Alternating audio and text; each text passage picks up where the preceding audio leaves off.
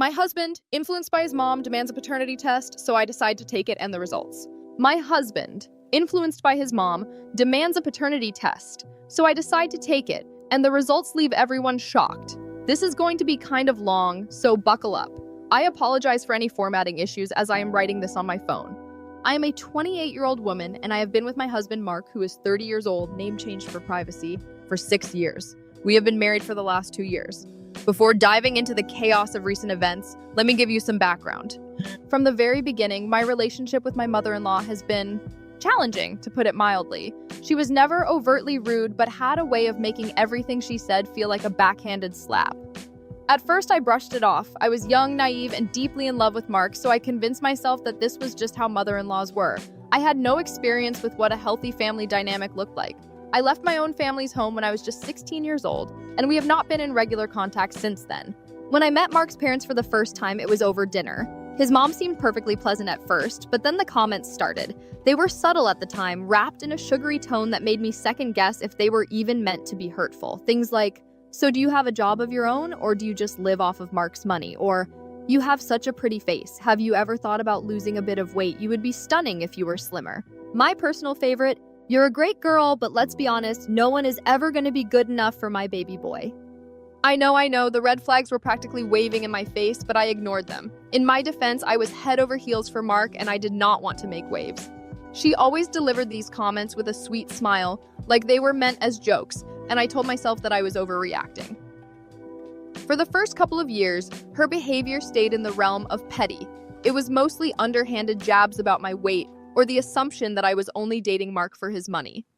For context, we work in the same profession and make roughly the same amount of money. Sure, Mark earns a bit more than I do, but not enough to make me some sort of gold digger. At first, her comments bothered me deeply. I confided in Mark, who always had my back. He would confront his mom and tell her to stop, but the whole thing never seemed that serious to him. "She's just clingy," he explained. "I'm her only child, so she can get a little overbearing sometimes." Since we both worked long hours and lived an hour away from his parents, these encounters were infrequent, and I learned to grin and bear it. Everything changed when Mark proposed. It was like his mom saw our engagement as the ultimate betrayal. The night we announced our engagement to his parents was an absolute disaster. We had invited them to dinner, and the moment his mom laid eyes on the ring, her face turned bright red. She demanded to know how much it cost. When Mark told her, she lost it. She ranted about how I did not deserve a ring that expensive, and even had the audacity to complain that Mark had never bought her anything so extravagant, something she felt she deserved as his mother. That dinner was ruined. His mom stormed out, and she did not speak to Mark for 3 weeks. When she finally did, it was via text. She apologized, claiming that she was just scared to lose her little boy. I wanted to believe her, but the wedding planning that followed proved that her apology was hollow. She tried to hijack the guest list, interfered with vendors, and, of course, showed up to the wedding in a white dress. Mark was a rock throughout all of this. He stood by me, set boundaries with his mom, and even changed the vendor passwords when she tried meddling. Despite the chaos, we had a beautiful wedding, and our first year of marriage was everything I had hoped for. Then, at the end of last year, I got pregnant, and everything started to spiral. We decided to surprise my in-laws one evening by dropping by their house unannounced with a small gift basket. It wasn't anything extravagant, just a thoughtful mix of items: champagne, some gourmet chocolate, and a little plaque that read "Grandma." It was my way of sharing the news that they were going to be grandparents. I was excited but also a bit nervous about how they'd react. When they opened the basket and read the plaque, there was a brief moment of confusion before realization dawned on their faces. My mother-in-law's expression shifted, and she looked directly at me and said, "You sure it's my baby Mark's, right?" I was stunned. My smile froze, and for a second I wasn't even sure I'd heard her correctly. She quickly followed it up with a laugh, waving it off like it was just a joke, and everyone else seemed to go along with it. I tried to do the same, but the words lingered in my mind, gnawing at me. From that moment on, everything started to change, and not for the better. At first, it was subtle. My mother-in-law began making little comments here and there about my appearance. She would smile sweetly and say things like, "You've really put on a few pounds, haven't you? Be careful, or your husband's eyes might start to wander." She seemed to take pride in mentioning how she stayed slim during her entire pregnancy with Mark, adding that it was all about discipline and effort. "You should really stop being so lazy and start putting some effort into looking good for my baby Mark," she'd say, emphasizing his name like it was her claim to him. Over time, her remarks became more pointed, bordering on outright offensive. She would bring up stories about women she knew who had supposedly passed off another man's child as their husbands. Each time she did, she would glance at me with a sly smile, as if she were talking directly about me without saying it outright.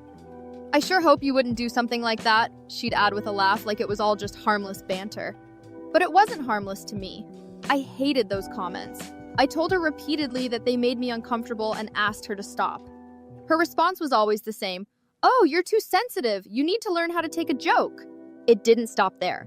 She started bringing up Lauren, Mark's high school ex-girlfriend, in casual conversations. "Lauren was always so petite and elegant," she'd say, sighing nostalgically. "She and Mark just looked so perfect together. They had so much in common. They were both so fit." The comparisons were constant, and with my pregnancy hormones already making me emotional, it was too much. More than once, I found myself in tears after one of her visits. At first, Mark would defend me. He'd tell his mom to stop making comments like that, which only seemed to make her angrier. She'd act offended, saying she was just joking and that I was making a big deal out of nothing. But around my 4th or 5th month of pregnancy, Mark's behavior started to change. He became distant. He began visiting his mom more often, usually without me, even on weekends when I begged him to stay home because I wasn't feeling well. He stopped kissing me goodbye in the mornings before work and barely showed me any affection at all. When I asked him if something was wrong, he'd get irritated and tell me I was being clingy and annoying. "You're just hormonal," he'd say, brushing off my concerns. I started to feel like I was losing him, and deep down I couldn't shake the feeling that his mom was behind it. When my baby was born last month, my mother-in-law insisted on being in the delivery room. I didn't want her there. I wanted that moment to be about me, Mark, and our child. But when I told Mark how I felt, he said that if I didn't let her come, he wouldn't be there either. By that point, I was so exhausted, physically, emotionally, in every way imaginable, that I gave in. The labor was long and painful, but the moment I held my son for the first time, all of that faded away. It was the happiest moment of my life, and I thought nothing could ruin it. I was wrong. Barely minutes after they cleaned my baby and brought him back to me, Mark turned to me and said, "I want a paternity test." For a second, I thought it was a joke. It had to be, right? But the look on his face told me he was serious. I was stunned. All I could do was stare at him, trying to process what he'd just said. "Why?" I finally managed to ask. "Why would you even think that?" He didn't have a real answer. He just kept saying he wanted to be sure that he didn't want to raise another man's child. His words felt like knives, cutting into me in ways I didn't know were possible. I had never cheated on him. I had never given him any reason to doubt me. I worked from home, so I was almost always there. My pregnancy had been so difficult that I could barely get through the day, let alone have an affair. But none of that mattered to him. He insisted on the test, and I agreed, because what else could I do? I had nothing to hide. The results came back 3 weeks ago. They were negative. Mark wouldn't even look at me after that. My world shattered in an instant. So, he packed his things and went back to his mom's house, leaving me completely alone with a 2-week-old newborn. I remember just standing there in shock, holding the baby, trying to make sense of what had just happened. I called him repeatedly, over and over, desperate for an answer or at least some kind of explanation. But he wouldn't pick up, not even once. I thought maybe his phone had died or he needed some time to cool off, but then I started to panic. I sent him text messages trying to stay calm, telling him there must have been some sort of mistake. I even suggested that we get another paternity test, thinking that maybe the first one had been done incorrectly, but no response, nothing, just complete silence from his end. Fast forward a week. By that point, I was an absolute wreck. I was sleep-deprived, emotional, and overwhelmed trying to take care of my baby all by myself. I was still bleeding from labor complications, barely eating, barely functioning. I had reached out to him so many times, begging him to just talk to me or to come home so we could figure things out. Then, finally, he called. I remember grabbing my phone so fast I almost dropped it. I thought maybe he'd come to his senses or wanted to apologize. But no, his voice was cold, almost robotic, like he was reading from a script. He said, "My mom was right. I can't believe I married a woman like you." That was the moment when everything just clicked. His mom was right? What did he mean by that? What had she been saying about me? Why was he acting like this? I started putting the pieces together, and I realized there was no way this wasn't her doing. She must have been feeding him lies, probably about me cheating or being some kind of awful, immoral person. Nothing else made sense. Yesterday, after another day of radio silence from him, I decided I couldn't take it anymore. I called my mother-in-law directly. I know, not my proudest moment, but I was desperate. She picked up, and I didn't even bother with small talk. I told her I needed to speak to Mark and that he couldn't just abandon me and our baby, especially after the traumatic complications I went through during pregnancy and labor. You know what she did? She laughed. She straight up laughed like I had just told her the funniest joke she'd ever heard. Then she said, "He's not here, and honestly, you deserve what you got." I don't think I've ever felt that level of rage in my life. I could feel my hands shaking as I held the phone, but I kept it together enough to tell her I didn't know what she thought of me, but I had never cheated on Mark, and the paternity test had to have been wrong. That's when she dropped the bombshell. She laughed again, this smug, cruel little laugh, and said, "Oh, I know, I made sure of it. I was the one who submitted the wrong sample." I swear I couldn't breathe for a second. She just kept talking like she wasn't casually admitting to sabotaging my marriage and ruining my life. She told me she didn't think I deserved her precious son, and she wasn't about to let me baby trap him. Then she said, and I'll never forget this, "Mark would never believe you over me. I'm his mother. Just let it go." I was so stunned I couldn't even respond. She took my silence as permission to keep going, launching into some long, self-righteous rant about how she always wanted Mark to end up with a woman who was good enough for him, whatever that means. She even brought up his ex-girlfriend Lauren and how she was so much prettier and more successful and how she still wished Mark had married her instead of me. Apparently, this whole paternity test scam was her way of getting rid of me so she could fix Mark's life and find him someone better. I hung up on her mid-sentence. I couldn't take it anymore. I've been in this weird, numb headspace ever since. It's like my brain can't even process what's happening. I mean, who does that? Who manipulates their own child's life to this extent? She's a grown woman, and she acted like she was plotting the next big soap opera twist. So now I'm here. I texted Mark right after the call, telling him everything she said and begging him to ask her about it himself. I haven't heard back yet, but I'm not holding my breath. I keep wondering if I should get another paternity test just to prove to him that she lied. But would it even matter? Would he even believe me at this point, or would he just assume I was the liar? And then there's the bigger question. If he does decide to come back, should I even take him back? How am I supposed to trust someone who abandoned me and our newborn so easily just because his mom said so? I don't even know what to do anymore. Should I lawyer up? Should I fight for him to stay out of my life for good? If anyone has been through anything like this, I could really use some advice. Update 1. First of all, thank you so much to everyone who replied and gave advice. I really did not expect this post to get the kind of attention it did. Last night, I went to bed after writing it and woke up to over 900 comments. I've read through all of them, but honestly, there's no way I can reply to every single one, so I'll try to answer the main questions here. As I mentioned in my original post, I am not close with my family at all. To clarify, I have not spoken to my parents in years. They did not come to my wedding, and as far as I know, they are completely unaware of my baby.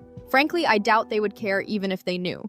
My family is originally from Minnesota, but I moved to the East Coast when I left my parents' house. I worked a variety of jobs to put myself through both school and college. That's where I met Mark, and since then, I have been working remotely. Right now, I do not have many friends nearby, and my family is simply not an option for support. I do have a coworker who lives in the area. For privacy, I'll call her Katie. We are not super close, but we text occasionally. When everything started falling apart, I decided to reach out to Katie and tell her a little bit about what was going on. To my surprise, she was incredibly kind and offered to come over just to give me some company and support. When she arrived at my house, I was a complete mess. I had not showered in a week, the house was in chaos, and my 2-week-old baby was crying nonstop in my arms. I just stood there holding my son, feeling completely overwhelmed, and the moment I saw her, I started sobbing. It was definitely awkward because, like I said, we are not that close, but Katie was amazing. She hugged me, asked me what was wrong, and when I couldn't even explain it all out loud, I just handed her my phone and let her read my original post. Katie has been nothing short of a lifesaver. She has been watching my son while I finally cleaned up, had some actual food, and took my first proper shower in 2 weeks. I cannot explain how good it felt to just be clean and eat something that was not a granola bar or a piece of toast. She has also been an incredible emotional support, standing by me and validating how I feel. She is furious on my behalf, and honestly, it feels so good to have someone in my corner for once. Some of you asked about my father-in-law, so here's a little more context. I never talked much about him because he is pretty quiet. He has always been polite to me, and as far as I can tell, he generally ignores my mother-in-law. I really do not know what he thinks of me, but he has never been unkind. My mother-in-law, on the other hand, has made her dislike for me painfully obvious from the start. I do not think it has anything to do with race or religion, as a few of you suggested. We are all white and not religious, so that is not a factor. If I had to guess, I think it might be about my appearance. I am taller and have a slightly bigger build than most women. I am not obese or unhealthy by any means. I work out and go to the gym regularly, but I am definitely not petite. Mark, on the other hand, is extremely fit and very into working out, and I think my mother-in-law might prefer someone smaller, like Mark's exes. It is just a guess, but it would not surprise me. Now, for the legal stuff, I have decided that I am absolutely moving forward with the divorce. I cannot look at Mark the same way ever again after what he has done. I know this is the right decision for both me and my son. I have already taken screenshots of every conversation I have had with Mark and my mother-in-law just in case. I plan to contact a lawyer today to start the process officially. I am also going to get another paternity test, even though I already know the truth. Once I have the results, I will hand them to Mark alongside the divorce papers. As for Mark, he still has not responded to any of my texts. At this point, I do not care.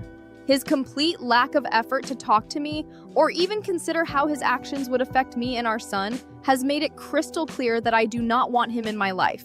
I am angry beyond words, but more than that, I am just done. I cannot allow my son to grow up with a man like him as a role model. I know this update is all over the place, and I am sorry for that. My thoughts are still jumbled, but I wanted to share where things stand right now. Thank you again to everyone who has offered advice and support. It means more than I can say. Update 2. Hey everyone, it has been an intense couple of months since my last post, and I wanted to thank everyone who commented, sent private messages, or just reached out with words of encouragement. It really meant a lot to me. I know a lot of you have been asking for an update, so here it is. Buckle up, because it's a long one. So, it's been about 2 months since I shared my first update. To catch you up quickly, 2 days after I posted that, Mark came back home. I had been trying to hold myself together, leaning on my friend Katie for support, and had already consulted a lawyer to start divorce proceedings. When Mark turned up early one morning, I was not prepared for what I saw. He looked absolutely wrecked, unkempt, unshaven, and his eyes were bloodshot as if he had been crying for days. Honestly, I was stunned. We just stood there staring at each other before he broke down sobbing and apologizing. I won't lie, it was incredibly hard to see him like that. For 6 years, this man was the center of my world, and even though I had been so angry, hearing him say he was sorry hit me harder than I expected. I let him come inside, but I kept my distance, sitting on the couch with our baby in my arms while he cried. At one point, he asked if he could hold our son, and I just couldn't. The anger from everything he had done boiled up again, and I said no. To his credit, he didn't argue, he just nodded and stayed quiet. After a while, he pulled himself together and asked if we could talk. I agreed because I needed to hear what he had to say. But I made sure to record the conversation on my phone. Thank you to the person who suggested that in the comments. Mark told me that after I sent him the text explaining what his mother had said about our son's paternity, he didn't want to believe it. But her words lingered in his head until he couldn't ignore them anymore. When he finally confronted her, she denied everything and doubled down, claiming I was trying to trap him with a baby for his money and isolate him from his family. Apparently, this was her narrative for months. However, things took a turn when Mark's father stepped in. He was done with her manipulations and told Mark the truth. She had convinced her nephew, who worked at the lab where the paternity test was done, to falsify the results. That was the moment Mark realized how deeply he had been manipulated, not just by his mother, but by his own willingness to believe her lies. He admitted that he had been a terrible husband and father and begged me to give him a chance to make things right. Hearing him admit his mistakes was validating, but it didn't erase the hurt. It got worse when he started confessing to other things. His mother had been working overtime to sabotage our marriage. She thought I wasn't good enough for him, claiming I was too large and womanly, and pushing him to reconnect with his ex, Lauren, whom she described as prettier and more suitable. She even had the audacity to accuse me of cheating on Mark and claimed that the baby wasn't his. At some point during my 4th month of pregnancy, when I couldn't make it to a family dinner, his mother invited Lauren over and encouraged Mark to spend time with her. Lauren, of course, played her part perfectly, flirting with him and making him feel wanted. Mark admitted he fell for it and started seeing her behind my back. He swore they never slept together, but they dated, kissed, and did stuff, as if that made it any less of a betrayal. He said guilt finally got the better of him, and he ended things with Lauren a week before I went into labor. After spilling everything, he begged me for another chance. He said he would cut his mother out of our lives and do whatever it took to make things right. For a moment, I almost considered it, but then I looked at my son and remembered everything Mark had put me through, the lies, the gaslighting, the abandonment. It hit me that I couldn't trust him anymore, and without trust, there was no foundation to rebuild. I told him it was over. He cried but didn't argue. He booked a hotel nearby and left that same day. I insisted on taking another paternity test to confirm the truth once and for all. He protested at first, but eventually agreed. 2 weeks later, the results came back. Mark is the father. I won't lie. When I saw those results, I felt a little vindicated. All his doubts, all his mother's lies, and it was all for nothing. Last week, the divorce papers were finalized and I had them served. Mark tried one last time to suggest couples counseling, but I told him I was done. I am asking for a 50-50 split of our assets and primary custody of our son with supervised visitation for Mark. My lawyer is confident these terms will be granted, especially with the evidence I have documenting Mark's behavior. As for his mother, she is completely cut off. She will never be allowed near my son. Mark's father reached out to apologize for not stepping in sooner. I forgave him because, honestly, he seems like a decent guy who just got stuck with a manipulative partner. Apparently, he's considering leaving her too, but I have no idea what's going on there because she's been blocked since the day Mark showed up at my door. As for me, I'm moving out of our apartment and starting fresh. It's overwhelming and sad to see my marriage end like this, but I am hopeful for the future. My focus now is on myself and my son, and I'm determined to build a better life for us. Thank you to everyone who supported me through this. I don't think I would have made it this far without your advice and encouragement. I probably won't be updating again for a while. I need to focus on the next chapter of my life. Update 3. I completely forgot about this account. It has been over a year since my last post. Honestly, I deleted Reddit off my phone at some point and just kind of forgot it existed. A lot has happened since then, and I thought I'd drop a quick update for those who were following my story. First off, my divorce is finally in the home stretch. The paperwork is set to be finalized next month, and it feels like I can finally see the light at the end of the tunnel. The process took way longer than I anticipated because Mark decided to fight me on custody arrangements. Initially, we had agreed that I would have the majority of the custody and his visits would be supervised, but he suddenly decided he didn't want to go along with that anymore. Thankfully, my lawyer is absolutely incredible. Seriously, I owe her my sanity.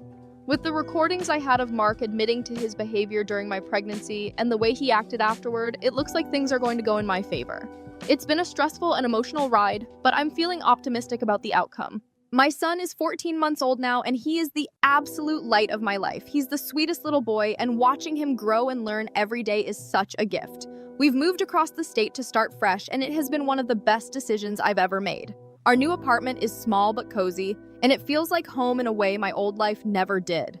I'm incredibly fortunate to have a job that allows me to spend plenty of quality time with my son. That's something I never want to take for granted. On top of that, I've started to rebuild my social life a little bit. I joined a book club here, shout out to Paige for convincing me to give it a try, and I've actually made some wonderful new friends. It feels so good to have a support system and people who genuinely care about me. Things are far from perfect. The divorce has been draining, the move was overwhelming, and single parenting is no joke. But even with all that, I feel lighter, freer. Life without Mark, and frankly, his mother's constant meddling, feels like a breath of fresh air. That woman made it her mission to make my life miserable, and Mark was all too happy to let her. Looking back, I should have seen the red flags when he continuously put her needs above those of his pregnant wife. But you live and learn, right? I can confidently say I will never make that mistake again. As for relationships, I don't know. Right now, my priority is my son and making sure he has the best possible life. I'm not ruling anything out, but I'm also not looking. I've realized I'm in a better place than I was a year ago, and that's enough for me. I don't think I'll be updating here again, but I want to thank everyone who reached out with kind words or support after my last post. It meant more to me than I can express. For now, I'm focusing on moving forward, one day at a time.